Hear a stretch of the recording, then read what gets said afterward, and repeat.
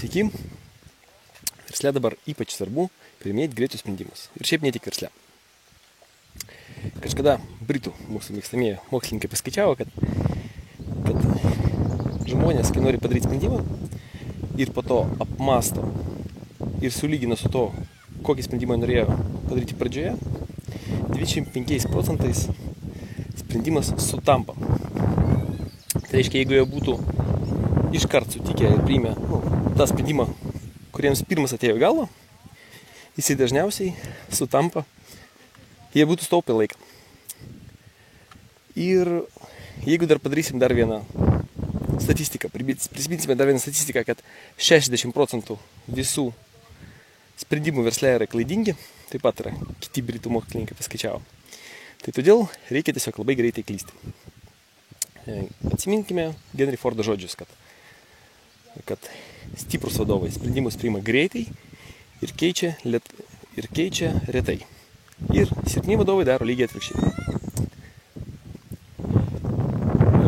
Prisiminkime ir Bezosą, kuris sako, kad dabar versle yra vienas esminių momentų – greitai klysti, nes taip randame patirtis. Atsiminkime ir Einšteiną, kuris sakė, kad tas, kas nedaro klaidų, nesimoko. Tobuli žodžiai, ne? Kas nedaro klaidų, tas nesimoko. Tai reiškia, kuo daugiau mes klystam, tuo daugiau mokomės. Pažiūrėkite vaikus, į kačiukus, mažiukus. Jie bėgoja visur linda, jie greitai mokosi. Lygiai taip pat ir prisiminkime ir Edisoną, kuris padarė beveik 10 000 bandymų išrandant lemputę. Ir kai jį paklausdavo, o jums neatsibodo kiek klysti? Jis pasako, palaukit, aš žinau 7 000 kelių, kuriais nereikia eiti. Tai yra tikrai labai teisingas požiūris.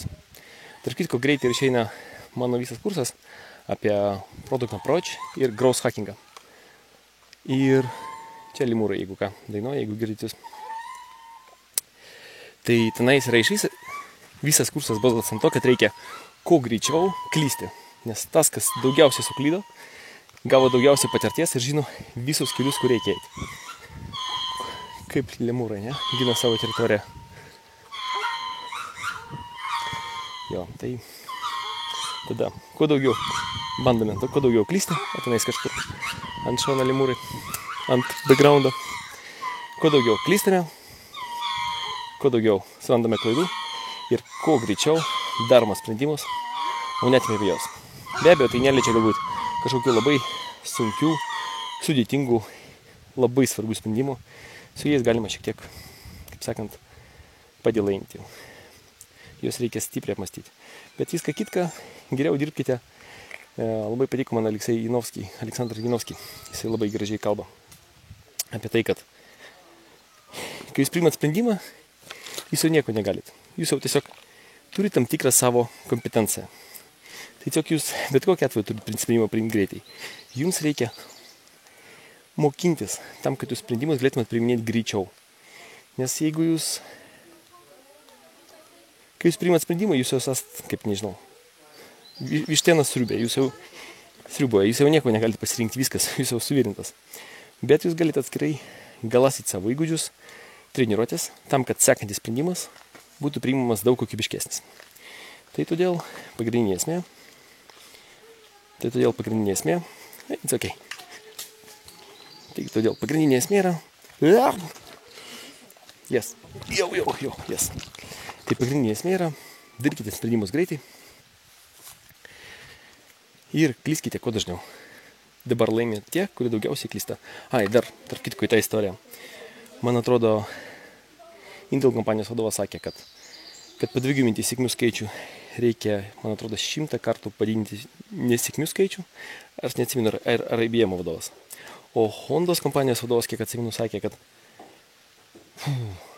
aš tikiu, kad po 100 nesėkmių ateina viena sėkmė.